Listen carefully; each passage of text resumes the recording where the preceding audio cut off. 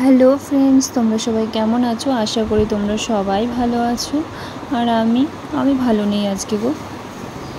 আমার কাল রাতে একটা ছোট অ্যাক্সিডেন্ট হয়ে গেছে। ছোট হলেও কিন্তু কষ্টটা খুবই এখন অবধি হচ্ছে।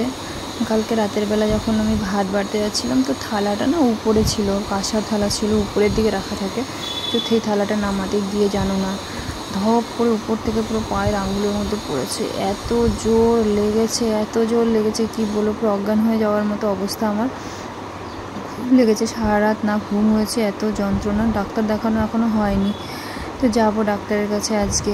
তাই সকালবেলা উঠে কোনো রকমের স্নানটা করে নিয়ে এসেছি। আর মেয়েকে আজকে স্কুলেও পাঠাতে পারিনি, এতটাই কষ্ট হচ্ছিলো, সারা রাত ঘুমাতেও পারিনি। তারপর আমার হাজব্যান্ডকে বললাম একটু কিছু খেতে দিতে, ও আবার মুড়ি, আম, দুধ, কলা দিয়ে সব মেখে নিয়ে চলে এসছে। তো এটাই খাচ্ছিলাম আমি আর মেয়ে, বসে বসে খাটের মধ্যে বসেই খাচ্ছিলাম আমি আর আমার মেয়ে। তো কোনো রকমে খেয়ে নিলাম, পুরোটা খেতেও পারিনি।